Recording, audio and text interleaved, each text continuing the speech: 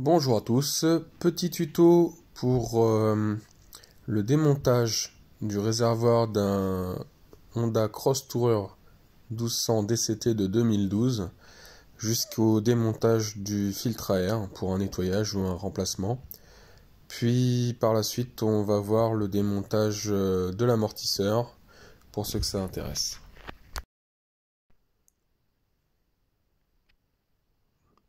Donc pour commencer, on va retirer la selle.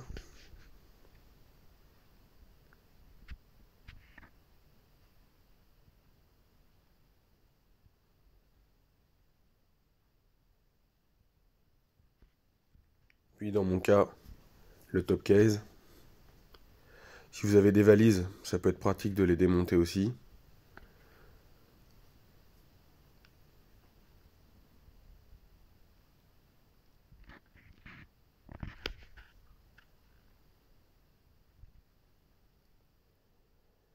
Ensuite, on attaque les petits tétons en plastique qui sont cachés à l'intérieur des passages de guidon.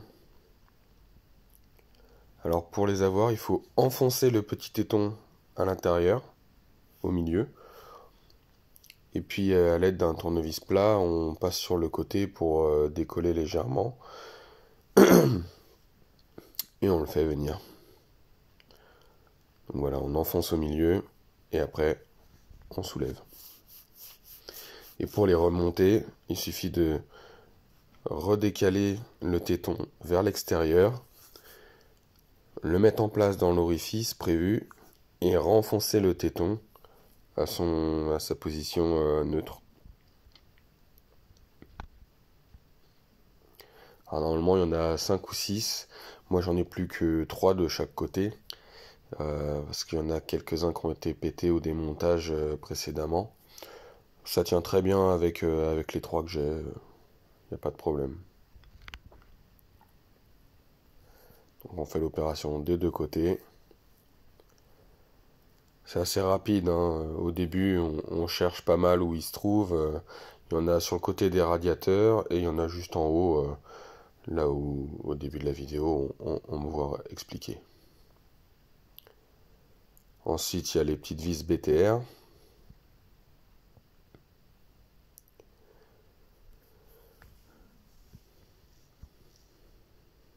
Alors là je desserre dans un premier temps, on a un quart de tour avec la clé.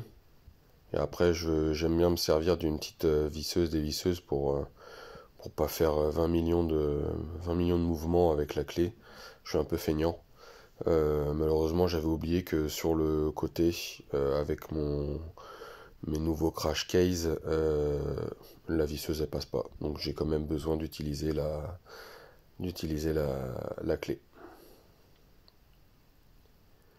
Encore de ce côté-là ça passe, mais voilà, c'était pas l'idéal. Je suis un peu de travers, c'est un coup à abîmer la BTR.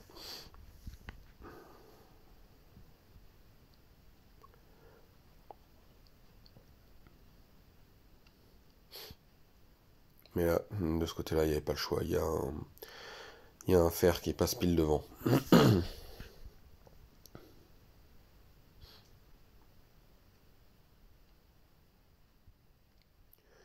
Bien sûr, on met toutes ces petites vis et ces tétons plastiques de côté, hein, pour pas les paumer. L'organisation des montages est importante pour permettre un remontage facile.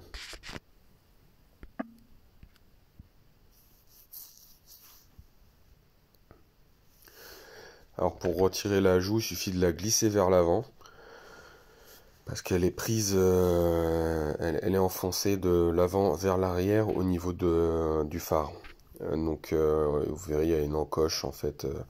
Donc il suffit de tapoter un petit coup vers l'avant. Une fois qu'on a déclipsé sur le latéral, c'est assez bien foutu. La première fois on a l'impression qu'on va tout casser. Là on va peut-être mieux le voir. Donc là on déclipse sur le haut, on déclipse sur le côté avec la main gauche. Là par exemple on me voit, je tire un coup, tac, et là après, hop, un petit coup vers l'avant et ça vient tout seul.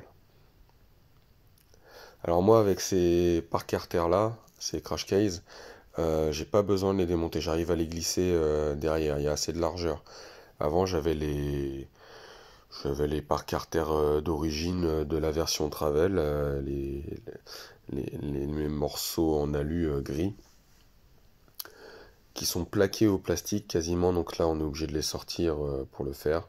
C'était pas très compliqué, ça ajoute juste un petit peu de démontage.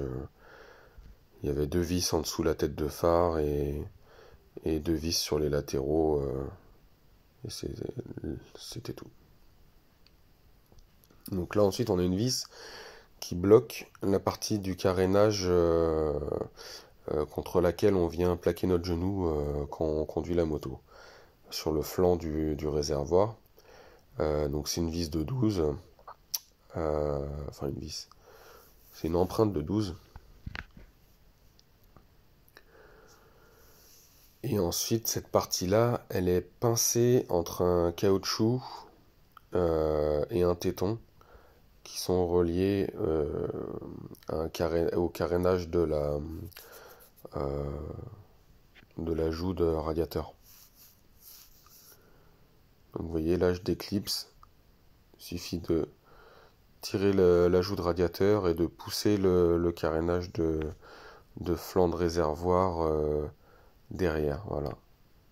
C'est une sorte d'entretoise en caoutchouc et c'est pris dedans.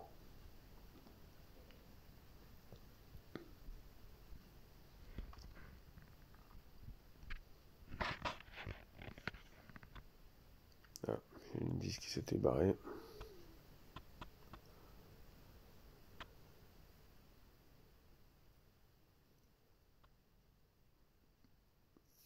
Donc là, voilà. Pareil, pour retirer la joue de réservoir, il faut pousser vers l'arrière, à l'inverse du flanc de phare qu'on pousse vers l'avant. Là, celle pour le réservoir, faut pousser vers l'arrière. C'est pris dans un ergot qui est soudé au réservoir. Ensuite, on a deux BTR, je crois 2.6 de mémoire, qui fixent le réservoir sur l'avant.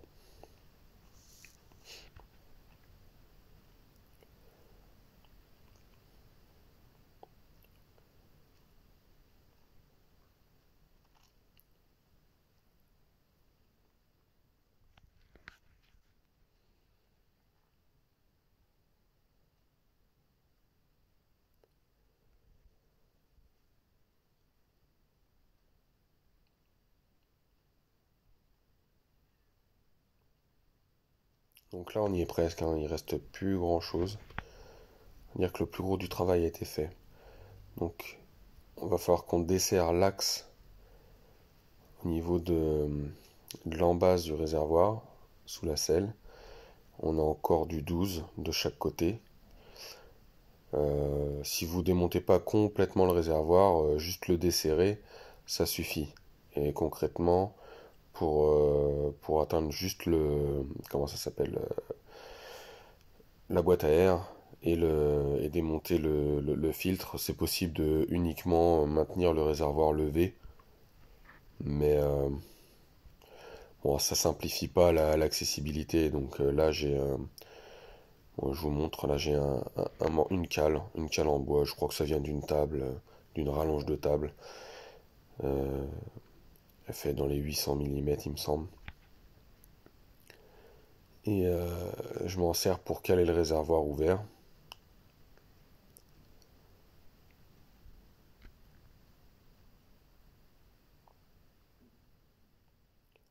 Ça force un tout petit peu sur l'ouverture, mais ça n'abîme rien en fait. C'est juste que, vous voyez là, il y a la durite d'évacuation de trop-plein qui est un peu en tension.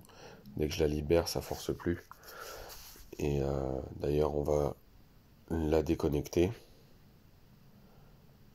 Alors celle-là sur le haut, ça, voilà, je me suis gouré au début.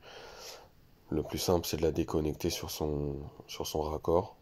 L'autre, par contre, on la déconnecte directement d'en haut et on passe tout à travers son œillet. Ensuite, en bas, elle est prise dans un clip de maintien. C'est pas très ferme, ça se retire tout seul.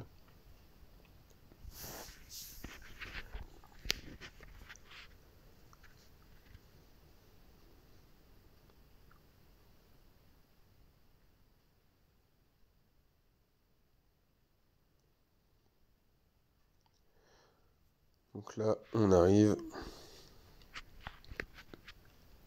à une partie un petit peu plus délicate parce que c'est pas très accessible. On n'a pas trop de place, mais quand on sait, moi je me suis emmerdé un peu, j'ai cherché. Donc là, l'intérêt du tuto, c'est justement de vous éviter de vous emmerder. Donc là, on peut retirer la cosse en la tirant vers nous. Et ensuite, il suffit de faire pression. Regardez là, on fait pression à l'intérieur sur le petit loquet pour libérer. Et après, il suffit de tirer, on fait pression et on tire dessus en même temps. Ça libère les deux parties de la cosse. Ensuite, si vous n'avez pas la pince spéciale pour les connecteurs de durite d'essence, il suffit de prendre une pince multiprise classique.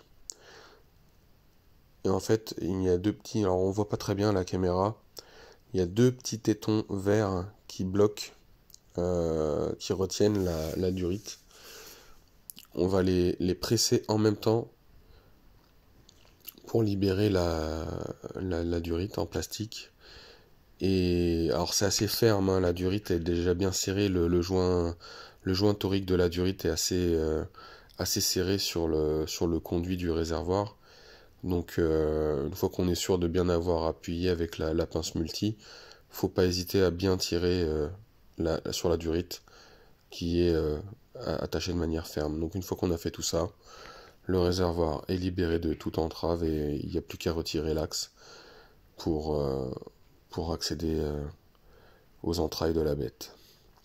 Pour pas perdre mes morceaux et me souvenir dans quel sens ça se monte, j'ai pour habitude tout ce qui est axe ou ce type de montage, je remets les rondelles dans le bon ordre sur l'axe et je finis par remettre l'écrou au bout sur quelques filets histoire de me souvenir du montage. Sur la boîte à air, on a 6, 7 vis je crois, cruciformes. Il y a juste à déconnecter la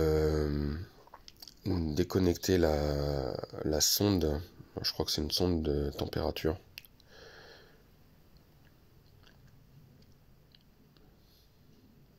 Ensuite, on prend les petits caches latéraux en caoutchouc. Alors, faut être précautionneux parce que ça chauffe pas mal à cet endroit-là. Les caoutchoucs, ils ont tendance à cuire. Et alors moi, quand j'ai eu la moto, elle avait déjà 60 000 km. Et quand je l'ai démonté la première fois, c'était déjà craqué. Donc je pense que ceux qui ont fait les démontages précédemment avaient déjà forcé un petit peu et craqué les caoutchoucs. Mais quand on observe bien, on le fait de manière minutieuse normalement, ça sort sans casser.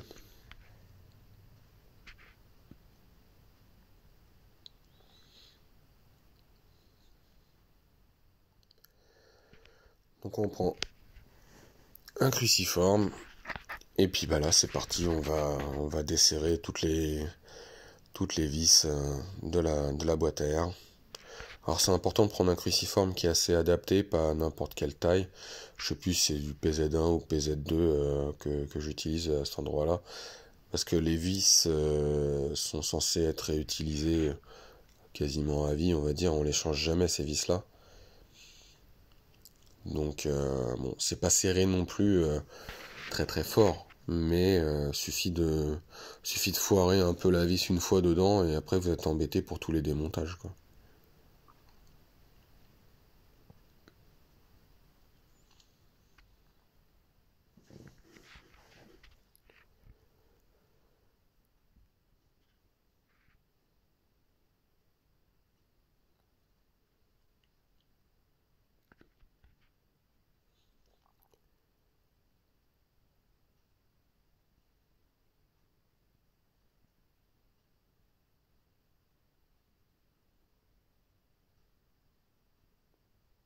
Et voilà, on obtient l'accès au filtre à air.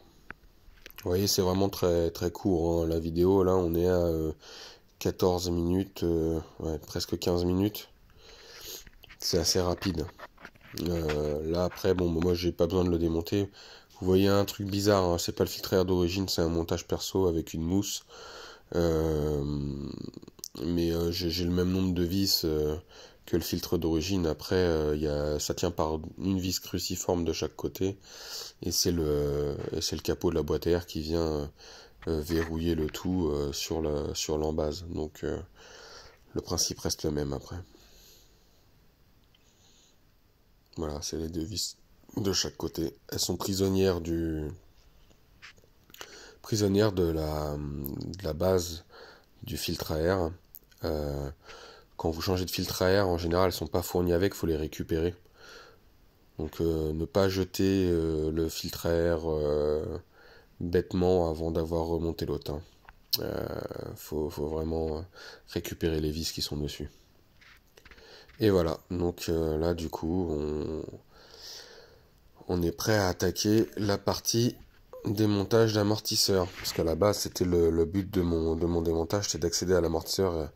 La partie filtre à air, c'était uniquement pour vous montrer. Mais je pense que ça servira à plus de personnes que la partie démontage amortisseur. Donc j'espère que ça vous a plu. Si vous voulez voir la partie démontage de l'amortisseur, ça va se passer dans une seconde vidéo, histoire que ce soit plus digeste pour tout le monde. Et bah écoutez, je vous souhaite, si vous arrêtez là, je vous souhaite une bonne mécanique. C'est l'occasion, c'est l'hiver. Profitez-en pour faire l'entretien de vos machines. Et à très bientôt. Salut!